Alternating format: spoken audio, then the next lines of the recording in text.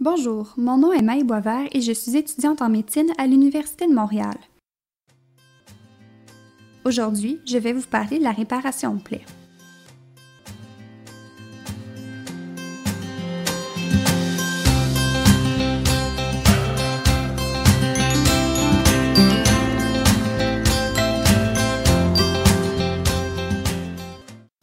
La réparation de plaies fait partie de la pratique médicale quotidienne, que ce soit dans un contexte de traumatisme à l'urgence ou d'incision pratiquée lors d'une opération. Au fil des années et avec l'acquisition d'expérience, chaque médecin développe ses préférences en ce qui a trait au matériel et à la technique utilisée. Toutefois, les buts de la réparation de plaies demeurent toujours les mêmes. Minimiser les risques d'infection, assurer la fonctionnalité de la partie atteinte et optimiser l'aspect esthétique. Ainsi, certains principes de base doivent être connus et respectés. La première étape est donc d'évaluer le patient et sa plaie. Plusieurs éléments peuvent affecter la guérison d'une plaie. Il est donc important de connaître les antécédents pertinents du patient. Tout d'abord, plus un patient est âgé, plus les plaies se ferment lentement. Aussi, les femmes ont tendance à faire plus de cicatrices hypertrophiques que les hommes, tout comme les personnes de race noire. Un élément essentiel à toute guérison est une bonne vascularisation. Les tissus présentant une meilleure vascularisation cicatrisent plus rapidement. Ainsi, la tête et le cou guérissent plus vite que les extrémités. Des maladies affectant la vascularisation, telles que le diabète et les MVAS, peuvent donc retarder la guérison. La prise de certains médicaments a également un impact sur la prise en charge et la guérison. Par exemple, la prise d'anticoagulants va ralentir l'arrêt du saignement et la cortisone va prolonger le temps de guérison. Une allergie aux anesthésiants, aux analgésiques, au latex et aux antibiotiques est également à rechercher. Dans un cas de traumatisme, le mécanisme de la blessure est important à préciser puisqu'il va orienter la suite du traitement.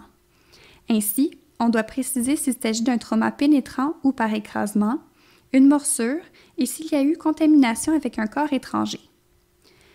Lorsqu'il y a atteinte avec un corps étranger, il faut explorer la plaie afin de déterminer s'il y est toujours logé.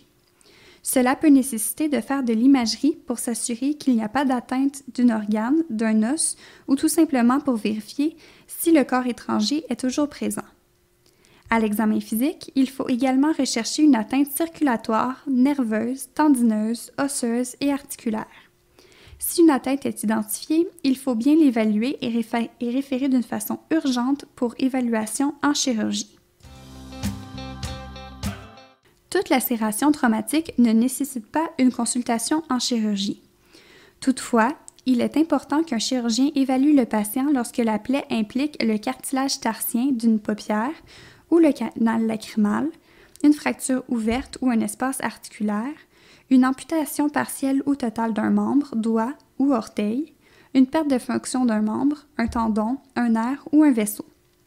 Finalement, toute plaie pénétrante au niveau du cou, du thorax et de l'abdomen dépassant le fascia musculaire doit faire l'objet d'une évaluation par un chirurgien.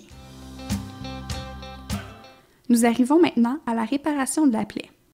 Pour ce qui est de la marche à suivre, il faut d'abord procéder à une anesthésie locale. L'agent utilisé est la lidocaïne 1 ou 2 %. Lorsque l'on effectue une infiltration locale de la marge en passant au travers de la plaie, son effet débute en quelques secondes. Pour les plaies au niveau des doigts, il est utile de pratiquer un bloc digital. L'action se fera alors sentir en 4 à 6 minutes. Il est possible d'utiliser de la lidocaïne avec ou sans épinéphrine. L'épinéphrine, grâce à son effet vasoconstricteur, a pour avantage de prolonger la durée de l'anesthésie, de diminuer la toxicité liée à la lidocaïne, ce qui nous permet d'en utiliser davantage, et de diminuer le saignement. Toutefois, il ne faut pas l'utiliser sur les extrémités telles que les oreilles, le nez, les doigts, les orteils et le pénis, puisqu'il augmente le risque d'ischémie tissulaire. Pour les plaies réparées sous anesthésie générale au bloc opératoire, une infiltration des marges de l'incision avec de la marcaïne est souvent pratiquée pour contrôler la douleur du patient en post-opératoire. La marcaïne est un agent ayant un délai d'action plus long et son effet dure de 4 à 8 fois plus longtemps que la lidocaïne. Un agent topique tel que la crème EMLA peut être utilisé en pédiatrie. Une fois le patient bien anesthésié, il faut irriguer abondamment la plaie. En effet, les études ont démontré qu'une bonne irrigation est la meilleure prévention contre les infections.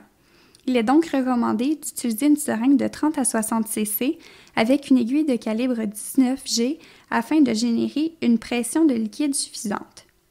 On irrigue une plaie en fonction de sa taille, soit environ 60 cc de normal salin par centimètre de plaie. Nous sommes alors prêts à explorer la plaie. Pour ce faire, il faut privilégier l'utilisation d'une pince griffe pour tenir les berges de la plaie, puisqu'une pince plate va écraser les bords et causer ainsi un dommage à la peau. En présence d'un saignement actif, il faut localiser la source du saignement. Pour un saignement léger au niveau d'une plaie par trauma, une simple compression avec des gaz est efficace la plupart du temps.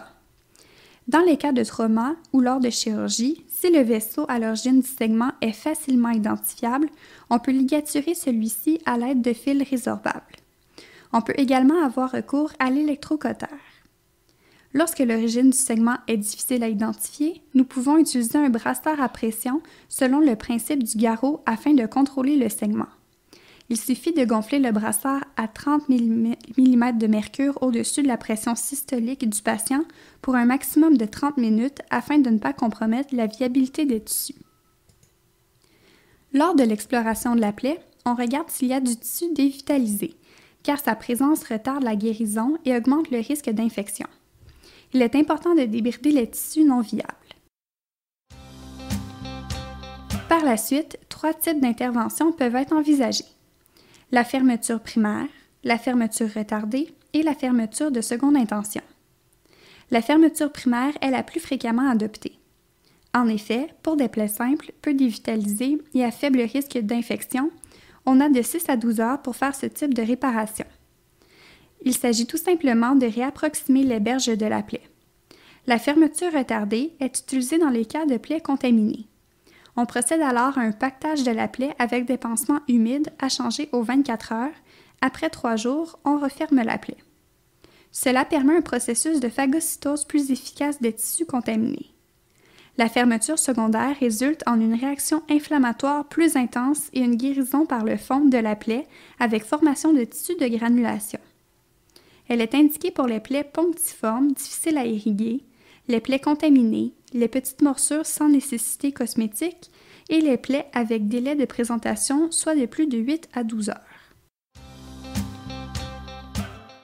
Lorsque l'on décide de fermer une lacération, plusieurs matériaux sont à notre disposition. Tout d'abord, le fil. Les sutures sont classées selon leur force de résistance, soit de 1,0, 2,0 jusqu'à 10,0, du plus résistant au plus faible. En général, pour les plaies au niveau du tronc et des extrémités, nous utilisons du 3,0 ou du 4,0. Pour les plaies impliquant un site sous tension, par exemple une articulation, il faudra choisir un fil plus résistant. Pour les plaies au visage et autres sites nécessitant un résultat esthétique important, on utilise un fil plus petit. Pour ce qui est de la technique de nœud, je vous réfère ici à la page du département de chirurgie de l'Université de Montréal sur YouTube où la technique de différents points est expliquée et démontrée dans plusieurs vidéos. Les éléments clés à retenir sont de piquer avec l'aiguille à 90 degrés de la peau, que la distance de la marge où l'on pique est proportionnelle à la profondeur de la plaie et que les marges doivent se toucher et être éversées. Concernant le retrait des points de suture, on recommande en général de le faire après 7 jours. Pour les plaies qui subissent une plus grande force tensile, on les laissera en place pour une dizaine de jours. Les points au visage sont retirés plus rapidement, donc après 5 jours. Une alternative à l'utilisation de fils est les agrafes. Il s'agit aussi d'un matériel moins coûteux et plus rapide à utiliser. Le désavantage est que l'on peut l'utiliser pour les plaies nécessitant de la précision. La colle peut aussi être utilisée pour les plaies droites sans tension. Elle est particulièrement utile pour les plaies au niveau de l'oreille ou chez les enfants. La dernière option qui s'offre à nous est les points de rapprochement ou stéristrip. Encore une fois, on les utilise pour les plaies droites et sans tension. Aussi, ils sont utiles pour relâcher un peu la tension ou réapproximer les berges après avoir fait des points de suture si le résultat n'est pas parfait. Suite à l'évaluation et à la réparation de la plaie, il faut déterminer si le patient a besoin d'antibiotiques. D'emblée, on ne prescrit pas d'antibiotiques de routine. L'irrigation et le débridement des tissus dévitalisés sont les facteurs les plus importants pour la prévention des infections. On va débuter une antibiothérapie pour les plaies à risque élevé d'infection, soit les plaies fortement contaminées avec de la terre, des sels, les traumas contondants avec des tissus écrasés, les plaies en contact avec les espaces articulaires ou les fractures ouvertes, celles qui traversent complètement la peau au niveau de la bouche et les morsures animales et humaines. Il faut également donner un antibiotique chez tous les patients immunosupprimés. En général, une pénicilline ou une céphalosporine sont les antibiotiques de choix. La clindamycine est une bonne alternative lorsqu'il y a une allergie à la pénicilline. Lorsqu'il y a un traumatisme, il faut vérifier le statut immunitaire du patient pour le tétanos. Une dose de rappel du vaccin doit être donnée aux patients dont le statut vaccinal est inconnu ou incomplet. Les immunoglobulines ne sont administrées que chez un patient avec une plaie souillée et dont le statut immun est inconnu ou incomplet. Finalement, au moment de donner congé au patient, il est très important de lui donner des conseils de départ clairs. Ces derniers sont trop souvent oubliés, mais ils sont essentiels. Ainsi, le patient doit être avisé de revenir consulter s'il commence à y avoir des signes d'infection, soit de la rougeur au pourtour de la plaie, de la chaleur, de l'édème, persistance ou augmentation de la douleur, un écoulement purulent ou de la fièvre. En conclusion, même si la plaie semble simple, un examen complet et minutieux est nécessaire afin d'éliminer toute complication. Et lors de la réparation d'une plaie, il faut garder en tête nos 3 objectifs, soit minimiser les risques d'infection, assurer la fonctionnalité de la partie atteinte et optimiser l'aspect esthétique afin de choisir la bonne technique, le bon matériel et la nécessité de soins complémentaires.